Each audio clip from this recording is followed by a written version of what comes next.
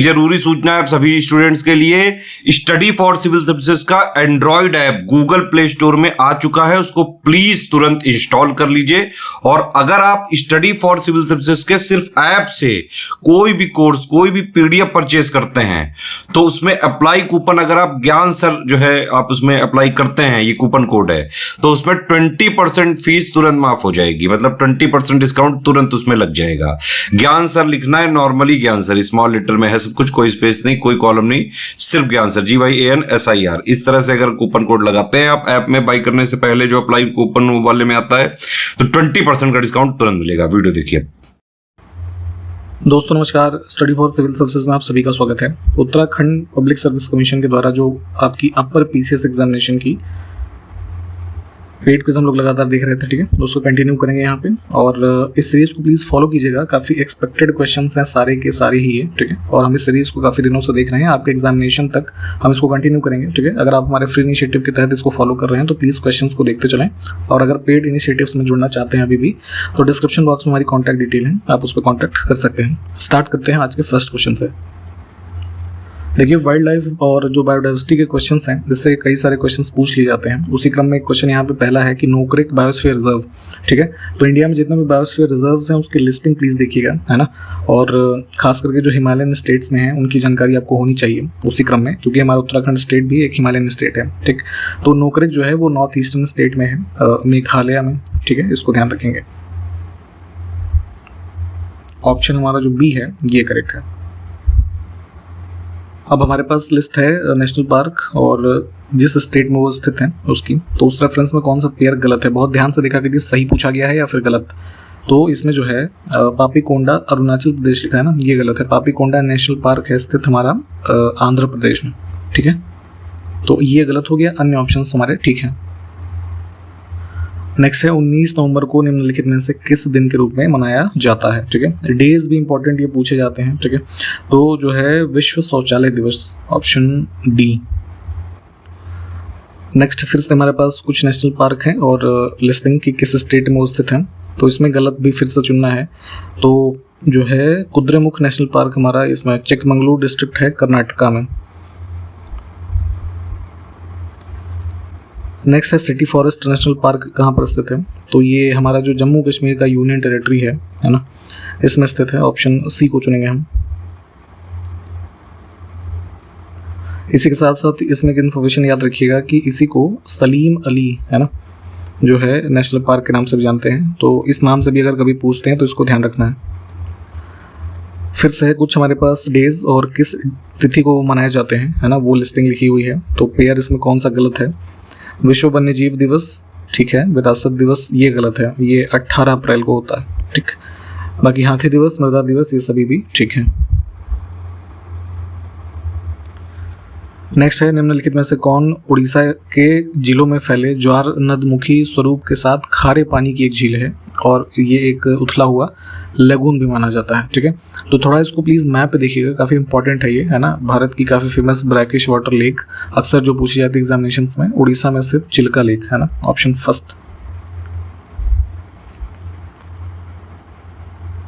Next है कि निम्नलिखित स्वतंत्रता सेनानियों में से किसने जेल में गीता रहस्य नामक ग्रंथ लिखा। तो देखिए, कई सारे जो फ्रीडम स्ट्रगल टाइम पीरियड पे हमारे ये ग्रंथ लिखे गए, तो उसमें से कुछ ऐसे हैं कि जिसके लेखक उस समय जेल में थे, है ना, उस दौरान ही उन्होंने उसको लिखा। तो 1915 के दौरान, ठीक है, ये मांडले की जेल में बंद थे, बर्मा जो म्यांमार है यहाँ पे, ये आपके बाल गंगाधर तिलक, है ना, लोकमान्य तिलक। तो उस दौरान इन्होंने जो है इस बुक को जो है ये गीता रहस्य, है ना, या फिर इसको कर्मयोग शास्त्र, है ना, इस नाम से भी जानते हैं, इसको मराठी में लिखा था, ठीक।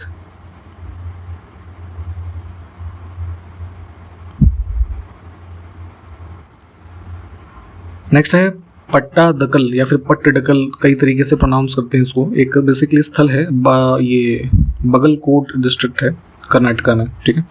तो यहाँ पे मल्लिकार्जुन और विरूपाक्ष मंदिरों का निर्माण किया गया, ठीक है। कब आगे देखते हैं क्या कहानी कही गई है।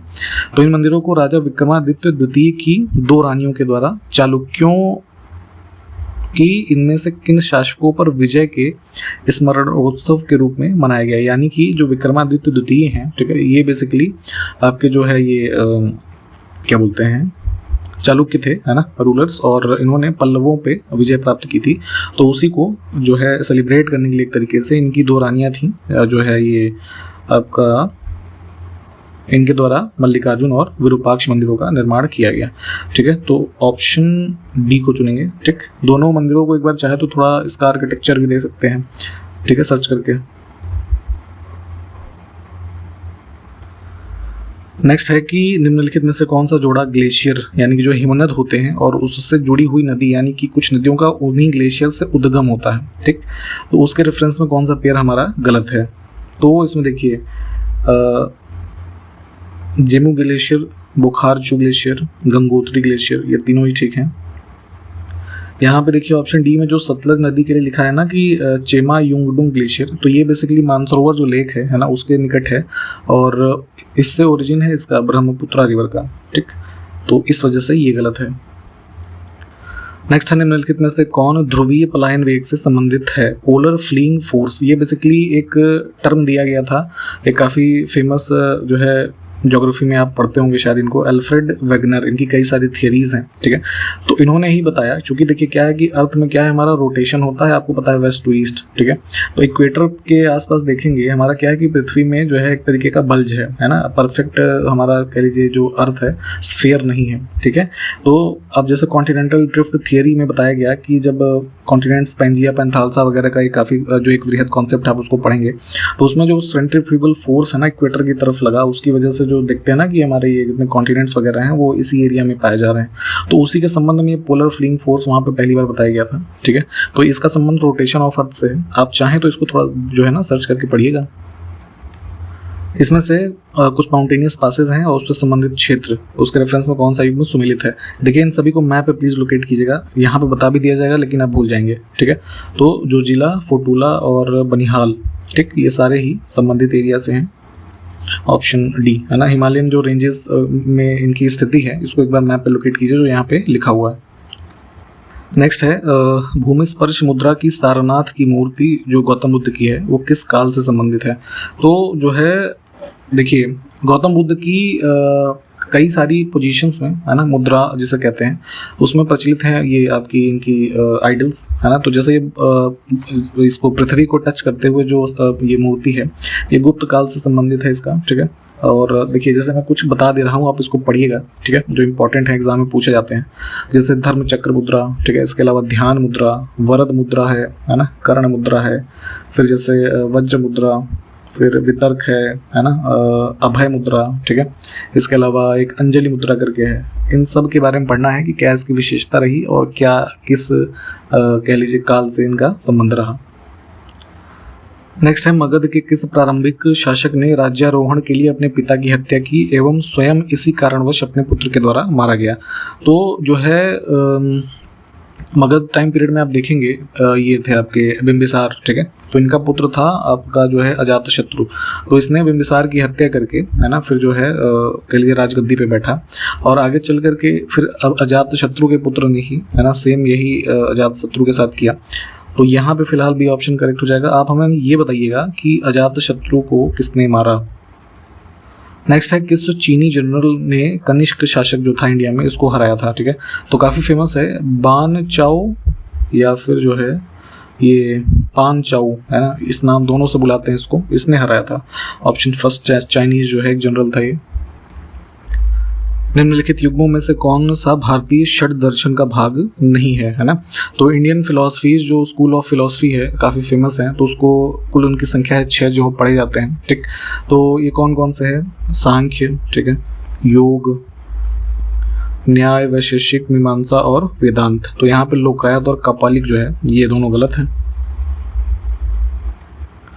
निम्नलिखित सुल्तानों में से कौन अन्न के ऊपर कर समाप्त करने के लिए जाना जाता है। तो दिल्ली सल्तनत टाइम पीरियड में जो है ये आपका जो है ये ज़कात है ना बोलते थे, जो अनाजों के ऊपर टैक्स होता था, इसको अबॉलिश किया था सिकंदर लोदी ने। ठीक है, डेमोक्रेट्स एंड डिसेंडर्स है ना, ये पुस्तक का नाम है, इसके लेखक कौन है। तो कुछ ऐतिहासिक पुस्तकें जो काफ़ी फेमस राइटर्स ने लिखी हैं पूछी जाती हैं। ठीक है, तो इंडियन डेमोक्रेसी के ऊपर एक पुस्तक है, रामचंद्र गुहा इसके राइटर हैं। Option first. ठीक है। देखिए यहाँ पे हम आपको एक इन्फॉर्मेशन देंगे कि अभी भी समय है, अगर आप चाहें तो हमारे पेड ग्रुप से जुड़ सकते हैं या फिर डिस्कशन ग्रुप जो पेड ग्रुप के साथ हैं, ठीक है, फुल स्टडी मटेरियल वाले, या फिर टेस्ट सीरीज, या सिर्फ पेड क्विज में भी अगर जुड़ना चाहें, क्योंकि प्रैक्टिस भी बहुत ज़रूरी है। हमने अब तक लगभग 10,000 से ज़्यादा क्वेश्चन ऑलरेडी करवा दिए हुए हैं, ठीक है। तो एग्जाम से पहले इतनी प्रैक्टिस आप अगर करके जाएंगे तो काफ़ी बेनिफिशियल होगा आपके लिए। इस पर्पज़ के लिए आप हमारे साथ जुड़ने के लिए अगर चाहें तो कॉन्टैक्ट डिटेल इसी वीडियो के डिस्क्रिप्शन बॉक्स में दी हुई हैं, 3 नंबर होंगे, या फिर इस वीडियो के स्टार्टिंग पॉइंट में जो चीज़ें बताई गई होंगी वहाँ पर मिल जाएंगी आपको, ठीक है। तो प्लीज़ आप अगर चाहें तो हमारे साथ जुड़ सकते हैं अपनी तैयारी को बेहतर बनाने के लिए। निम्नलिखित में से कौन सा प्रावधान भारत के संविधान के अनुच्छेद 368 के दायरे के बाहर संसद के दोनों सदनों के सामान्य बहुमत के द्वारा संशोधित किया जा सकता है? देखिए हमारे कॉन्स्टिट्यूशन में अमेंडमेंट करने के लिए एक आर्टिकल है 368, ठीक है। तो उसमें क्या है कि जो है स्पेशल मेजॉरिटी वाले कुछ प्रावधान बताए गए हैं। अब यहाँ पे देखिए ये जो नीचे के 3 हमारे विषय हैं इनके लिए स्पेशल मेजॉरिटी चाहिए, लेकिन सामान्य बहुमत का जो प्रोसेस है पॉलिटी में, आप उसको प्लीज़ पढ़िएगा, है ना। तो कोई भी आधिकारिक भाषा का प्रयोग, जैसे कि हम ये ऑफिशियल लैंग्वेजेस का यूज़ का कोई कॉन्सेप्ट बढ़ाना चाहें या घटाना चाहें कॉन्स्टिट्यूशन में, तो उसको सिंपल मेजॉरिटी से ही हम, है ना, पास कर सकते हैं।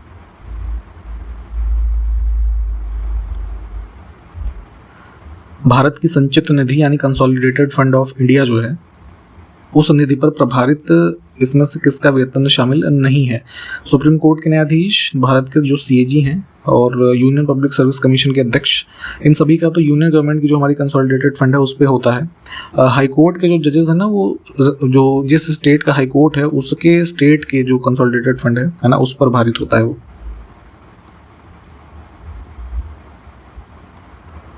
नेक्स्ट है इसमें से कौन सा पेयर सुमेलित नहीं है? इंडस वैली सिविलाइजेशन के कुछ स्थल हैं और एक्सकेवेशन या डिस्कवरी उसके किसके मतलब द्वारा हुई वो लिखा है।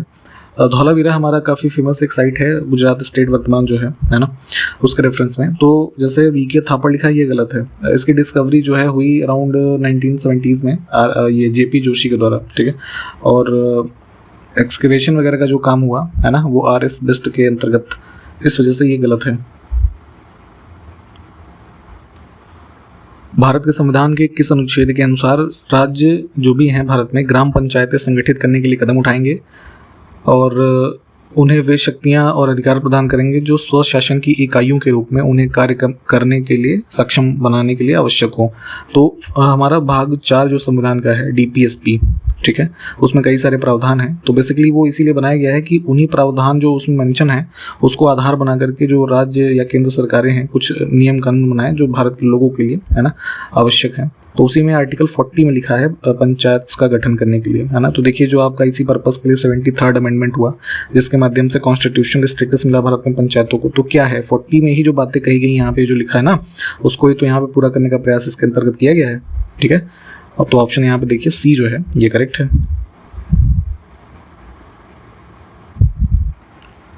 नेक्स्ट है तवा बांध, इसमें से किस राज्य में स्थित है? काफी फेमस एक डैम है, state of Madhya Pradesh, option D. अपने राज्य के साथ साथ कुछ इंपॉर्टेंट जो डैम्स हैं अदर राज्यों के भी वो पूछ लिए जाते हैं, तो इसलिए ध्यान रखने की जरूरत है। नेक्स्ट है निम्नलिखित में से किस राज्य में स्थित सुल्तानपुर राष्ट्रीय उद्यान अपने प्रवासी व स्थानीय पक्षियों के लिए जाना जाता है? काफ़ी फेमस है, दिल्ली हरियाणा बॉर्डर पे स्थित है ये, गुरुग्राम डिस्ट्रिक्ट जो है उसके अंदर स्थित है हरियाणा में, ऑप्शन बी। सरकार के द्वारा सार्वजनिक क्षेत्र के उद्यमों में अपनी परिसंपत्तियां या हिस्सेदारी बेचना या तरलीकृत करना निम्नलिखित में से क्या कहलाता है? सरकार की मान लीजिए कोई जैसे सपोज एनटीपीसी कंपनी है, ठीक है, अब उसमें से उसने जो है मान लीजिए 40% की हिस्सेदारी बेच दी, ठीक, तो इसके माध्यम से सरकार को तो पैसा मिल जाएगा, है ना। तो इसी प्रोसेस को क्या कहते हैं? डिसइन्वेस्टमेंट, है ना, ऑप्शन बी। देखिए इन चीज़ों को हम शॉर्ट में बेशक देखते हैं यहाँ पे, आपकी जिम्मेदारी है कि साथ के साथ आप अगर रिवाइज कर लेंगे तो आपको ये अच्छे से याद हो जाएगा। भारत के उपराष्ट्रपति का चुनाव लड़ने के लिए न्यूनतम आयु कितनी होनी चाहिए? ठीक है, तो जैसे ये 4-5 जो इंपॉर्टेंट पोस्ट हैं, है ना, जैसे लोकसभा के इलेक्शन लड़ने के लिए जो है न्यूनतम आपकी कितनी आयु होनी चाहिए, ठीक। फिर जैसे राज्यसभा के ये इलेक्शन जो लड़ते हैं सांसद बनते हैं, ठीक है, उनके लिए होनी चाहिए ये मतलब होती है 30 साल की। फिर जैसे सरपंच वगैरह के इलेक्शन के लिए 21 साल है मिनिमम, तो वैसे ही उपराष्ट्रपति के लिए आपका मिनिमम 35 साल की आपकी एज होनी चाहिए, उपराष्ट्रपति और राष्ट्रपति दोनों के लिए, ठीक। और ऑप्शन बी। नेक्स्ट है पुनर्निर्माण और विकास के लिए अंतर्राष्ट्रीय बैंक, है ना, international bank, IBRD short form इसको बोलते हैं, international bank for reconstruction and development. तो इसको जो है किस अन्य नाम से हम जानते हैं पॉपुलरली? तो पहले जब ये स्थापित हुआ, है ना, तो ये IBRD था, अब जो है इसको हम विश्व बैंक के नाम से जानते हैं। निम्नलिखित में से कौन सा एक संवैधानिक निकाय नहीं है, कॉन्स्टिट्यूशनल बॉडी? तो सॉरी, कॉन्स्टिट्यूशनल बॉडी है ना, तो इसमें इंटर स्टेट काउंसिल, है ना, इसका उल्लेख है संविधान में। अन्य विकल्प जो है ये सब स्टैट्यूटरी बॉडीज हैं। निम्नलिखित में से कौन सा राज्य भारतीय संविधान की 6ठी अनुसूची में शामिल नहीं है? नॉर्थ ईस्ट के हमारे 4 ऐसे राज्य हैं जिनके स्पेशल, है ना, प्रबंधन के लिए उल्लेख इस अनुसूची में 6ठी में, जिसमें 4 राज्य हैं, असम, मेघालय, मिजोरम और त्रिपुरा। ठीक है, तो यहाँ पे देखिए ऑड क्या है, नागालैंड। ठीक है, इसका प्रावधान नहीं है। 4 राज्य हैं, हमने बता दिया आपको। ठीक, तो यहाँ पे हमने कंप्लीट किया इस वीडियो को। सारे क्वेश्चंस प्लीज़ देखें। ठीक है, और यहाँ पे इस वीडियो को हम समाप्त कर रहे हैं। इसके आगे क्वेश्चंस को अगले वीडियो में देखेंगे। ठीक है, एडमिशन के लिए मैंने प्रोसेस आपको बताया है। अगर आप चाहते हैं अभी भी जुड़ना तो डिस्क्रिप्शन बॉक्स में हमारी कॉन्टैक्ट डिटेल्स है, आप कॉन्टैक्ट उस पर कर सकते हैं। ठीक है, तो मिलते हैं अगले वीडियो में, तब तक के लिए नमस्कार, जय हिंद।